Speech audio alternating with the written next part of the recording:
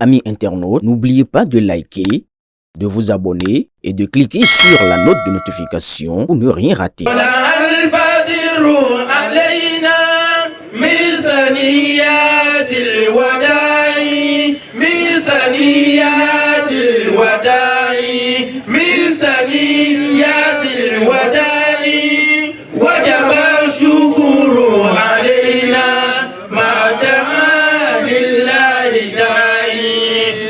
Animé par le souci constant d'un choix judicieux à la tête de son pays, le ministre conseiller Rachid Godamassi a une fois encore bravé les interdictions formelles de son médecin traitant.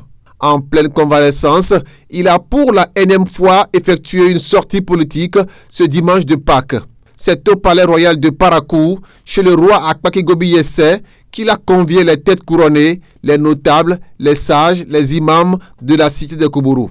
Une mobilisation avec pour objectif clair confier à ces leaders de la communauté la mission de relayer auprès de leurs fidèles l'appel à faire le bon choix, celui de son candidat Romiad Ouadani. Un message qui visiblement a trouvé écho favorable auprès de ces leaders venus nombreux pour l'écouter. Pour l'imam de la mosquée centrale et son homologue de Yarakene, en tant que fils de Parakou, la population se doit de porter Ouadani en triomphe le 12 avril prochain. Le ministre conseiller, dans sa convalescence, malgré tout, pour son amour de la ville de Parakou, il a accepté de se sacrifier. C'est l'esprit de responsabilité. Ça témoigne son amour et sa reconnaissance pour la ville de Parakou. Et nous le remercions pour ça. Notre souci ne peut être que le progrès de Parakou. Et le candidat, c'est quelqu'un qui a vécu à Parakou. Soutenons-le pour qu'une fois, après les élections du 12 avril prochain, s'il soit vainqueur, qu'il n'oublie pas notre chère ville, Parakou. Et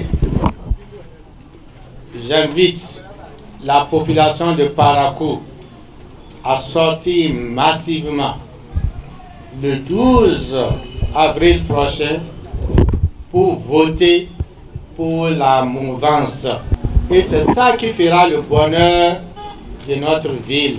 Mais si vous refusez de voter pour lui, ceux-là qui vont voter pour lui, il va s'occuper de leurs problèmes et vous ignorer.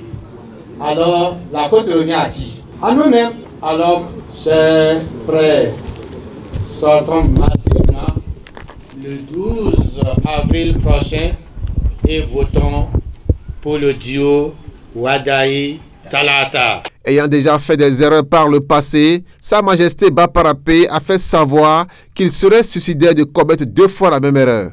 Vous voulez l'évolution de votre cité.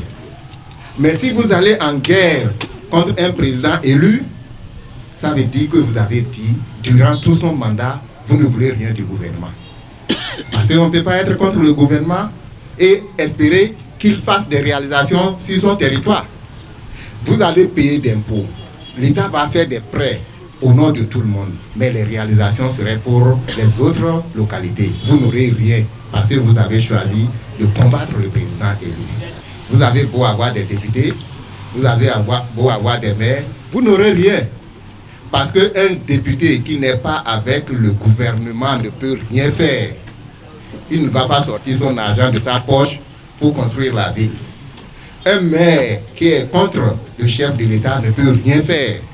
Parce que même s'il a quoi comme moyen, si l'autorité de tutelle, qui est le préfet, ne lui donne pas l'autorisation, n'approuve pas son projet, il ne peut pas le réaliser pour votre ville. Voilà ce que nous avons fait durant les 10 ans passés.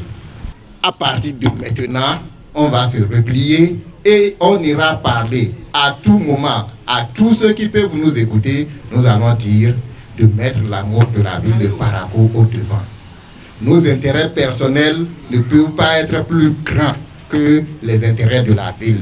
Nous ne pouvons pas détruire la ville, nous ne pouvons pas détruire les intérêts de la ville pour nos intérêts propres ou bien pour des querelles intestines. Dans son propos, le ministre conseiller appelle la population de la 8e circonscription à être les premiers en suffrage exprimé, car Parakou, cette fois-ci, doit être aux premières loges de la mobilisation. Malgré que nous sommes en convalescence, nous avons pris notre responsabilité. en descendant sur le terrain, en disant que Parakou doit étonner positivement.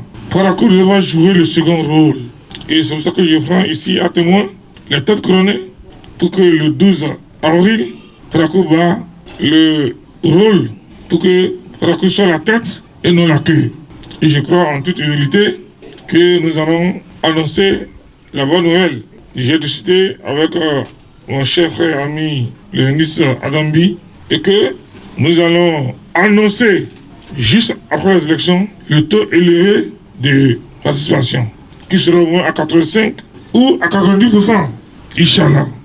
Parakou attend la réalisation de la route Parakou-Kika-Kabo. Parakou attend la réalisation de son hôtel de ville. Parakou attend la concrétisation de l'hôpital de référence. Parakou attend également la concrétisation, l'assainissement de sa ville, les collecteurs.